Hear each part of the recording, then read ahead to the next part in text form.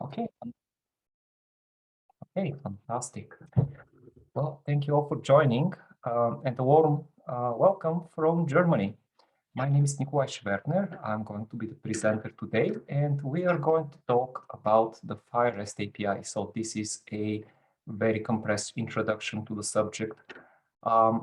So a few words about myself. I have been the lead developer on Smart on FHIR. And then I started a company called Medaptech for applying the technology. And then I was a founder of Interopium, a company which provides interoperability solutions. And most recently, I'm a principal of RESTful Consulting, providing consulting services for healthcare. All right, let's dive in. So what are we going to learn today? We're going to understand what the FHIR API is and how it works. So a mile-high overview. We'll look into how to interact with resources, so how to create, read, update, delete resources. Also, we're going to talk about bundles, transactions, search, validation, versioning. So a good sample of topics related to the FHIR API. So hopefully everybody's going to come home with a good introduction to the subject that you can build upon. Okay, so the FHIR RESTful API is based on the REST paradigm, so the representational state transfer web services. What we're using are the FHIR resources which represent medical concepts. And these resources have attributes such as type attribute, identifier, and other attributes. The FHIR resources can be serialized in either FHIR JSON, FHIR XML, or even FHIR Turtle. We interact with the FHIR server using HTTP requests, so get, post, update, and a number of others. Each request that we run against the FHIR server is stateless, so it does not have no dependency upon the previous request or the following request. It does not have any session or related information. Okay, so I would like to share with you a couple endpoints which you can use for testing purposes. So these are live FHIR servers, so a sample of those. We have the health intersection server, FHIRly server, Happy FHIR, and the last one is a logical health server. So any of those is going to do for today's tutorial. So if you'd like to follow along, you can use one of those, or you can use your own FHIR server. So these are the widely published URLs of some of test servers that are available out there. Okay, another useful resource that I would like to share with you is this cheat sheet, which is distributed by FHIRly. If you haven't seen it already, I highly recommend that you visit FHIRly /resources and download it. It's very handy when you're working with the FHIR API. Okay, so a quick anatomy dive into the FHIR API call. So we're using a standard REST pattern, so requests. The methods, essentially HTTP methods that we can use are get, post, put, delete, and a number of others just as well, but these are the basic ones. The URL pattern that any FHIR API call will follow begins with the base of the server, followed by resource type, optionally followed by the ID, identifier. This is the FHIR identifier of the resource, optionally followed by an operation, and then optionally followed by a list of parameter value pairs. So this is the general pattern. Also, with the request, we can include headers, which the server is going to interpret. A typical example is the accept header, where we can ask the server to respond using the FHIR JSON format, for example. There's a number of other headers that you can send. And if we're executing a post or a put request, there is also the body where we can put the payload, typically a FHIR resource that we are trying to send to the server. So an example of a FHIR API call is here we have a GET request against myfhireserver.com. This is the base. What you see in green is the base of the FHIR server. /observation. Observation is the resource type. In this request, we don't have an identifier. We don't have an operation. However, we do have a parameter value pair. So here we are saying patient equals 123. 123 is the identifier of the patient. What we are asking the server for here, folks, is all the observations for the patient 123. That's what it is. So in this presentation, just for clarity, when we give examples, I'm going to omit the base of the server, so you're not going to see the green part, only the purple part. So don't be surprised if it's missing. You still need to have a base in your request, of course. All right. So first thing first, when you want to talk to a FHIR server, is you need to retrieve the capability statement of the server. That's a very useful piece of information which details the supported API elements of the server. You will get the capability statement on the /metadata endpoint of the server. It's always there. It's always public. Any FHIR server is going to have it. And some of the reasons why you're going to need the capability statement is if, for example, the server is protected using OAuth, you are going to need to know the OAuth endpoint so that you can negotiate an access token. These OAuth endpoints are going to be published in the capability statement. Also, if when you're writing your applications against the server, it's a great idea to retrieve the capability statement and have your application try to match the capabilities of the server against the expectations of the application. And hopefully it's a robust application and it's going to gracefully degrade if not all the API elements are present, etc. Also, it's going to take a look at the FHIR version. All of these things you're going to find in the capability statement. So at this point, let's switch gears and let's take a look at an actual capability statement of a FHIR server, how it looks like. For these hands-on demonstrations, I will use a standard RESTful client. In this case, I have Insomnia, but you can use any RESTful client of your choosing. So Insomnia, here I have staged a couple requests. Also, one neat thing that it allows me is to configure environments, essentially different endpoints against which I can run my requests. So all of these sample servers that we saw in the presentation are in here, and I can switch between them very easily, rather easily.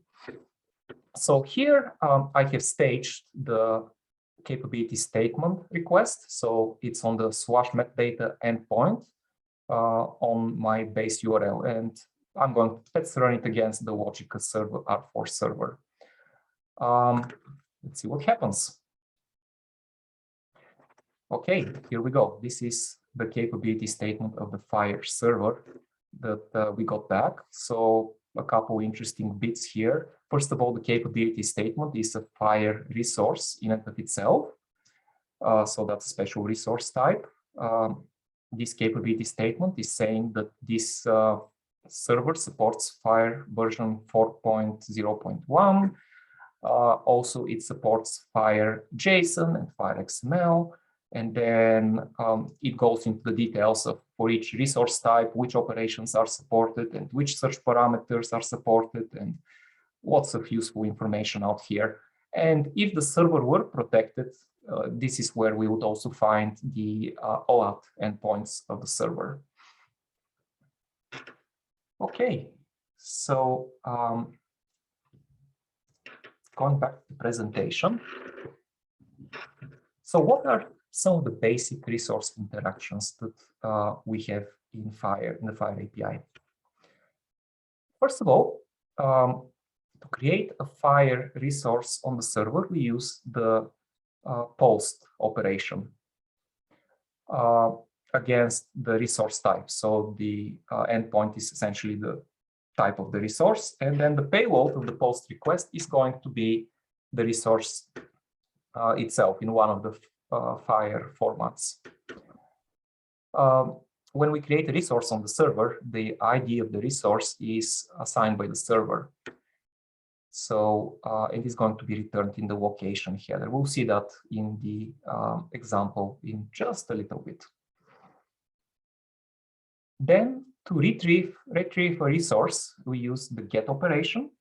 We need to specify the resource type, and we need to provide the resource ID.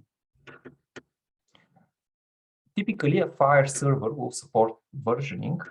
And what this means is that we're going to get the latest version of the resource. We can also update, in other words, revise a resource. So put updates to the resource using the put operation. Again, we need the resource and the resource identifier, and then we can send the version of the resource that we want to overwrite the resource with.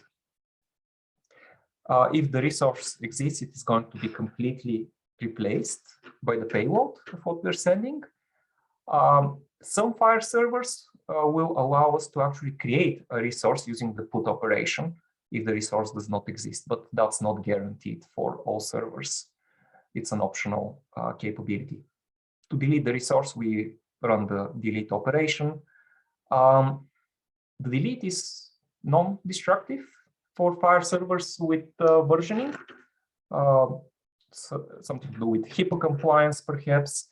So the resource is only going to be marked as deleted, but the history of the resource is still going to be available. And speaking of history, for any FHIR resource, even the ones which have been deleted on a version server, you can retrieve the complete history of the resource. So all the versions which the system knows of and all the operations which have happened on the resource. So essentially the entire track record of the resource using the history operation. So underscore history is where you're going to get the history of the resource. Okay, well, let's try these operations and see how it works in practice. All right. So we're back to our RESTful client here. And the first thing we're going to try is to create a resource. So we are going to try to create a patient resource. So that will be the base URL / patient. That's where it's going to go. We are going to use the FHIR JSON format here and a very simple patient. So I'm not trying to conform to any particular profile here, just the most simple patient imaginable. So it has a resource type of patient and the name is Mickey. And just for a good measure, I'm also including a content type header where I'm telling the server that the payload is in FHIR JSON format, what's being received. So let's run this. Okay. And the server responded with a 201 created. So yay, the resource got created successfully. And okay, I don't know why this thing doesn't. Okay, so maybe, all right, maybe a little bit of a bug in my RESTful client here. So apologies about that. Okay, the server responded with the resource, and please take a note that the resource now has an identifier, an official identifier in the FHIR server, which the server assigned for the resource. The identifier is 14609, what we have here. And it actually extended the resource with a couple other things. So it added a meta statement here, and also a text attribute with the div and status as well. But generally the same resource that we posted. The identifier of the resource, actually the correct way in FHIR to get the identifier of the resource is to take a look at the headers that we received in the response from the server and to look for the location header right here. The location header is actually telling you where the resource resides in the server and what the ID of the resource is, and also the version of the resource. You can always count on the location header when you're creating resources. You cannot count on the server echoing back the resources as created. It would be nice, it's nice, and most of servers do it, but it's not guaranteed that you're going to get this part. You're going to always get the location header. So that's what you should use to figure out the ID of the resource. Okay, I'm going to very quickly drop this identifier of the resource in my environment so that for the next examples, we can actually use the resource we just created.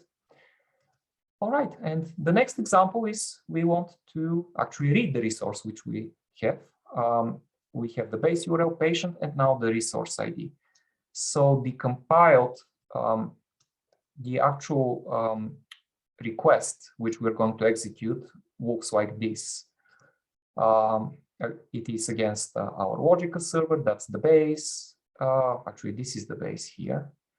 And then patient is the resource type and then the resource ID.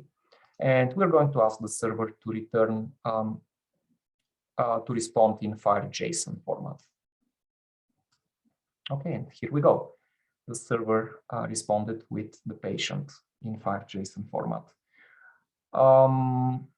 We can ask for other formats. For example, you can ask for XML, and sure enough, this server obliged, and we got the resource in FHIR XML format. If we want to update the resource, so let's say we want to add a family name to the patient. So we want to add the family name of mouse, and we also want to add the birth date to the patient. This is how the resource is going to look like after this. I'm actually not sure what. Let's okay, let's try without. Okay, so I'm going to put actually rather this against the server, and let's see what happens. We got a new version of our resource, so that's version 2 according to this server. And the resource now has the patient has a family name and a birth date.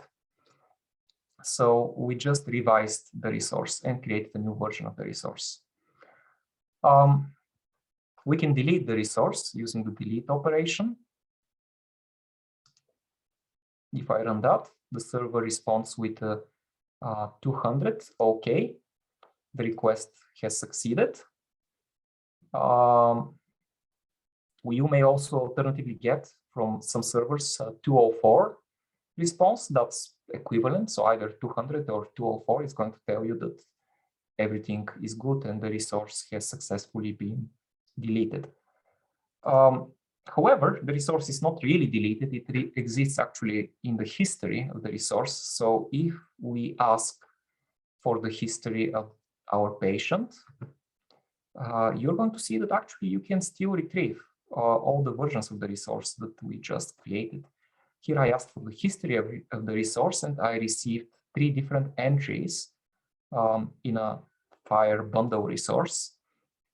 The last of these entries here is actually the delete entry, so it's telling me that the resource was successfully deleted, so that's the last entry. However, the preceding entry is the previous version of our patient, so Mickey Mouse and with the birth date. And the preceding version is the original version of the resource that we originally created. So the entire history is still available, and we can retrieve any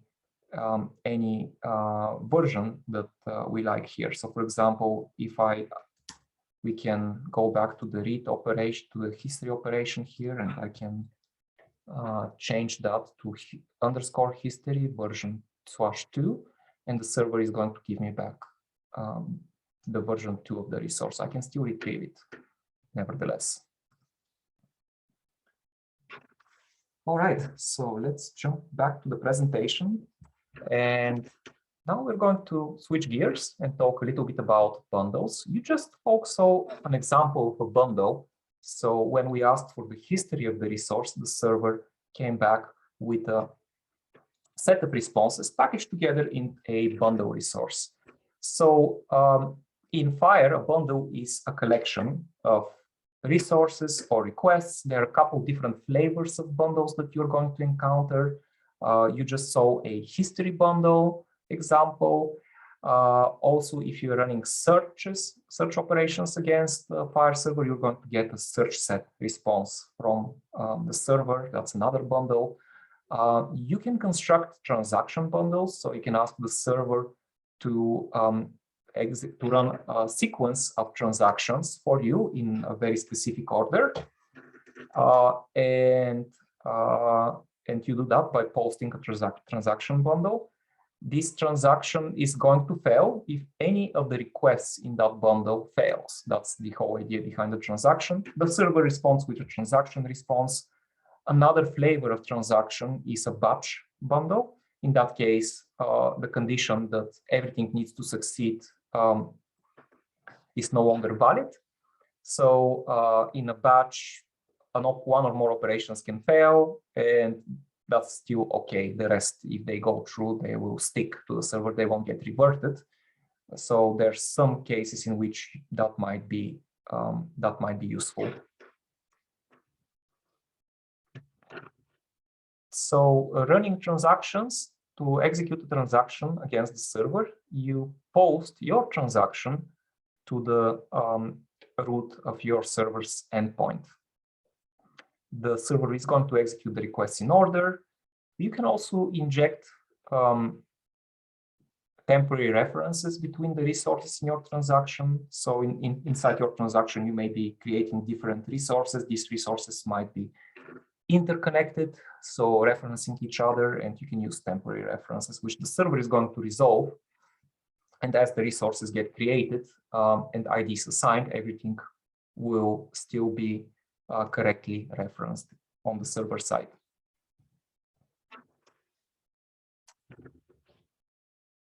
Okay, so let's take a look at a couple examples here. And I see that we are doing well on time, so I'm going to slightly slow down the pace so we can take we can see what's happening a little bit better. And if for any reason I go a little bit too fast, folks, and something just there is going to be a recording of the presentation, so you can always go back and review again later. All right, so I have a transaction bundle. This bundle is going to have two entries, so two requests to the server. The first request is we are going to create a patient using the put operation. So we're going to try to create a patient with a very specific identifier. So patient/Santa. And this is, of course, our good friend Santa Claus, the patient. So that's the first request. Let's try to create the patient. And then we're going to try to create an observation about the patient. It's an observation resource. The subject of the observation is our Santa patient. It also has a code here, and we're going to try to create that on the server with the identifier Santa in town. So let's see if we can create both of those resources on the same go by posting this transaction to the server. Okay, it worked. So the server responded with a bundle, a transaction response bundle, and it's saying that, yes, I was able to create a patient with an ID of Santa, and I was able to create an observation with this ID Santa in town. So everything seems to have succeeded just fine. And now we should have those resources on the server. We can delete multiple resources in the same transaction. So if I now want to delete the resources which I just created, I can construct a transaction for that, where the operations that I'm requesting are delete operations for the two resources. And if I run that, the two resources will get deleted from the server. Okay. Next, I want to give you another example of transaction. So this is the same transaction as before. So the same observation, the same patient. However, now instead of put request, we're going to use a post request. So we're going to create the resources without actually mandating a particular identifier and letting the server pick the identifier for us. We still, however, need to tell the server how the two resources are related. So what we are going to do is use UUID, so universal identifier for the resource. So I have assigned UUID to the patient resource here. And then in the observation, in the subject reference attribute, I'm going to use the UUID of my patient. Once the resources get created, the server is going to discard this UUID and it's going to use the actual ID of the patient resource. That's the whole idea. So let's see how that works in practice. Okay, here we go. In response to my request, I receive, the server says the patient was created with the ID 14612, and then an observation was created with the ID 14613. If we take a look at the observation, so if we ask for the observation, we're going to see that the subject reference attribute is properly referencing the new patient resource which just got created on the server. So everything appears to have worked just fine. So, okay, let's switch back to the presentation. Next, I would like to talk about validation. So a FHIR server may may be able to validate your resources, so may include a validator. And in the FHIR API, there is a special validate operation which allows you to run validations of your resources. That's very, very useful because you can check if the resource that you have constructed adheres to the FHIR specification and the FHIR core profiles. Furthermore, you can even check, validate your resource against specific profiles just as well. The most basic request here is basically, if you have a patient resource and you want to validate it, you post the patient resource against the slash patient endpoint using the $validate operation. And the payload of that post is going to be your patient resource. This is going to run an explicit validation against the FHIR core profiles. However, this post, unlike the previous post request that we saw, is not a create operation, and the resource is not really going to get created on the server. It's only going to get validated, and you're going to get the result of the validation. No resource is created on the server. If you already have a resource on the server that you want to validate, say you upload a new profile and you want to validate the resource against that profile and see if there are any problems, you can use a get operation. So get operation assumes that the resource already exists on the server. I apologize. Just as before, we use the slash validate operation. In this case, we also have the resource ID. This is 7. And then we can include a parameter, which is profile. And then we specify which profile we're going to validate against. So that's another flavor of a validation of a resource. All right, let's take a look how that works against our FHIR server. Okay, So here is the example. We have an observation resource, okay, and we are going to ask the server to validate that resource for us against the observation core profile on the FHIR server using the post. So let's see what happens. Oh, so the server responded with a resource type of operation outcome. And if we read in between the lines here, we have a bunch of warnings. I'm not very concerned about the warnings. Those are more of advisories type of thing, good to have sort of things. I'm more concerned about errors, and here I have one error about my resource. So what it says is that observation.status minimum required equals 1, but only found 0 from the structure definition of observation. What that means is that essentially what the server is trying to tell us is that the observation must have a status attribute, and I'm missing a status attribute. So for that reason, that resource is an invalid resource. So let's correct that. Let's add a status for the resource. And let's try the status OK. And cross our fingers that OK is a valid status. I don't know, but let's give it a try.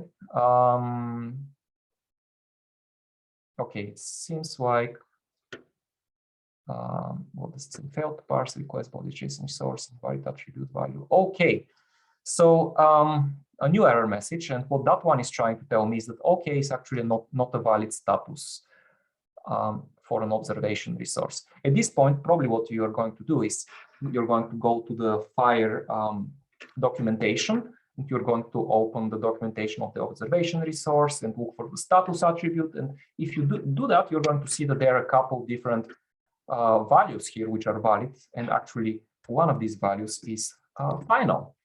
So if you use the final value, that's actually a valid status. So let's change the OK to final, and let's see what happens. OK, at this point, no more errors, just a couple warnings is what the validator gives me, but no errors, which means essentially my resource is now a valid FHIR resource. And if we look at the warnings, just for information, here is what the server is saying. A resource should have a narrative for robust management. Okay, well, good recommendation, good practice for all resources to have a narrative. All right.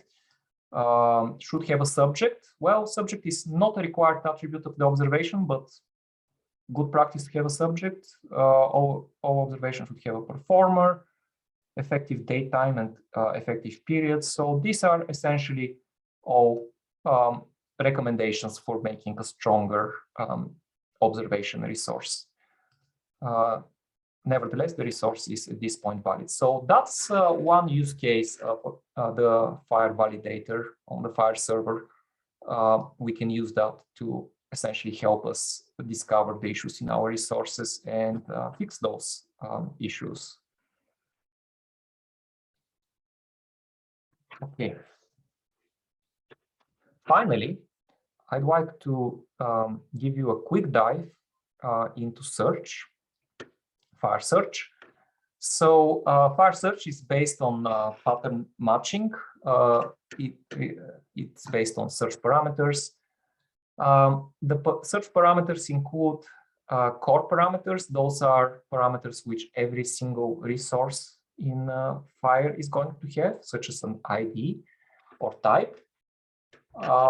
Also, you can search using resource-specific parameters, which are going to vary depending on the actual resource type that you are searching against. There are two flavors of a search that you can use. The first one is essentially an HTTP GET request. So you're going to run a GET operation against the slash resource type endpoint, ? And then this is where you're going to include your search parameters. In this example here, we are going to ask the server to give us all the observations for patient 1 to 3, which happen to be vital signs. So their category line code is vital signs. That's what we're asking the server to bring back. The second flavor that you can use is actually a post request. So you can post the /observation/_search endpoint on your server. And these same search parameters you can include in the body of your request. The two, this get and this post requests are actually equivalent. So you can use either or as long as the server supports them. They're interchangeable. There are some use cases where you may want to use the post if there is a proxy or the length of the parameters that you're posting exceeds what you can put into a URL for a GET request. So there are these cases. Most of the time you'll be just fine with a GET request, but keep in mind that you can also do the post. The FHIR search API is very rich. So there are a number of additional modifiers that you can use for your search. For example, you can specify exact match or look inside sets. You can also add comparators. So in FHIR, those are called prefixes for your search: less than, greater than, less than or equal, greater or equal, not equal, etc. There are some other search parameters that you can include, which essentially modify the results. One which is interesting is the _include search parameter, which asks the server to include in the response some of the related resources to the resources which formally are the match to the search request. You can also do chained searches inside FHIR, where you can ask questions, you can ask for results based on attributes of related resources to those to the resources that you're asking for in your search results. We'll see how that works in practice in just a moment. This is just a very quick crash introduction to the search to the FHIR search API. Of course, there is a whole lot more to go into it, so I would encourage you to take a look at the documentation, or you can take a course about that. There is a whole lot more to discover. These are just the ABCs of FHIR search.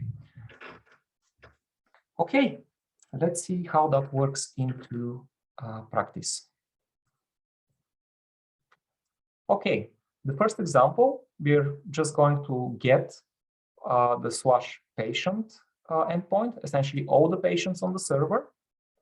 If we run that, the server responds with a bundle. It's a search set bundle, and it says that there are 70 results. However, this server supports pagination, so it's not actually returning all the 70 results on one go. It's only returning the first 50 or so results, and it's giving me the URLs of the next page of results, so we can actually paginate to get the rest of the results for efficiency reason. And inside entry is where we're getting the actual results, so the actual patient resources from the server. And if we follow the pagination, we're going to eventually get all of them back. What about asking a patient, looking for a patient by ID? Well, if you ask for base URL patient ID equals Santa, you're going to get the patient with an ID Santa back. So this is very similar to actually asking the server for /patient/ID /Santa. The only difference is that because you're actually invoking the search operation, the result is going to be encapsulated inside a bundle. You're not going to get directly the matching resource. You're going to get the bundle with the matching resource inside. So maybe for consistency reasons in your application, that's what you may want to do instead of requesting the resource directly. In the next example, we can ask for all the patients which have Santa in their name, be it the first name or the last name. And this is actually not an exact match, so it's case insensitive, and essentially it's going to look for a substring within the name of the patient. So it's a pretty broad search. So it's going to match not just Santa Claus, it's going to match Santa Ana and lots of names which have Santa somewhere inside. But maybe that's what we really want to do here. When I round up, the server responded with 2 results, and we got 2 patients, and we got 1 Santa Claus with an ID 14612, which we actually created in one of the transactions early on, and another Santa with the ID of Santa, which we create in the other transaction. So we got both of our Santa patients from the server. So the final example I want to show you is an example of chaining, a chaining search operation. So we are going to ask for all the observations where the patient for which the observation is providing information for has the exact given name of Santa. So now in this case, it's an exact match, so case sensitive at that. And furthermore, we are going to ask the server to include the related patient resources to the matching observations. Let's see what happens. Okay, we got back a bundle, which is a search set, which has 2 entries. We got one observation here, which is a match. So that's 1 observation about Santa. We got another match, another observation about Santa, but well, notice it keeps going. It said 2, but it actually keeps going. These are the now included resources. These are the actual patients which are referenced by the observation resources. So we got everything that we needed in the same bundle.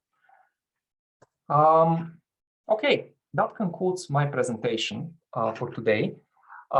We learned the basics of the FHIR RESTful API. We got a glimpse into resource versioning and figured out that FHIR servers which support versioning we're able to retrieve all the versions of the resource, and it actually persists even after it gets deleted. We looked at bundles, transactions, validation, search. You saw one of the test servers at least, but there are others, and this demonstration that we saw today is going to work equally well against the different FHIR servers out there. And if you haven't done so yet, don't forget to download the FHIR cheat sheet from FHIR. It's a very useful resource. We just have a couple more minutes, and by the way, you can contact me at nikolai@rispen.us. You can also PM me in Zulip if you're on chat.fhir.org. I'll be happy to answer any questions if anybody has. We have a couple minutes, so I'm going to take questions at this point, if we have any. Nikolai, would you like me to read them to you? Yes. Okay, actually, I think I have a, wow, there are a lot of questions. Quite a few, so I think you won't be able to get to all of them, but maybe answer a few, and then when the session's over, would you be able to answer them directly? Yes, let's give it a go. So first question, how is it possible to know if a field from a FHIR resource is mandatory in the response when we hit a FHIR system API to get resource data? So if a field from a FHIR is, I'm not sure exactly what actually the question is referring by mandatory fields. But essentially the FHIR attributes, I would assume that you're talking about the FHIR attributes of FHIR resources. Some are mandatory, some are optional. Most are actually optional in FHIR. You need to read the FHIR documentation and use the validator to figure out which ones are mandatory. The cardinality of those is going to tell you. I hope I'm answering the right question. So the next question, do we need to create one capability statement per profile in an implementation guide? Well, the capability statement is one per FHIR server. So each FHIR server has one and only one capability statement. There are, I don't think there are capability statements per profiles and such. There are structured definitions for profiles and other such resource types which describe the profile, but there is one capability statement on the server. Does the validator implement all FHIR path functions, member of which is related to terminology services. Well, the FHIR and HappyFHIR validators certainly can validate against profiles and terminology. So if you load profiles and terminologies on the server, you can validate against those. So that's going to give you a much broader validation. Does the FHIR API support patch requests? I'm not sure. That the answer of that will be in the FHIR documentation, but that's probably the first thing I'm going to do after this presentation. Can you add family name just when the ID in the example, or need given name as well? Both names are optional. In a patient resource, nothing is required, so you don't need to have any name whatsoever. However, in the US core profiles do require a name of the patient. So, okay, does search support wildcard? Okay, there are a couple more questions. Do we have time for those, folks, or shall we at this point? I think the next sessions don't start for the next 14 minutes. So if you have time, Nikolai, to stay on for a few more minutes, that's okay with me. Okay.